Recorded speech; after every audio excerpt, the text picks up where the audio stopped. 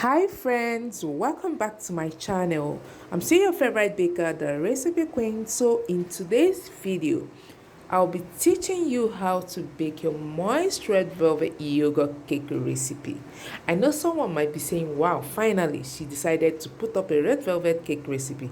Yes, this is it. So sit back, relax, make sure you enjoy the video and don't forget to subscribe to my channel.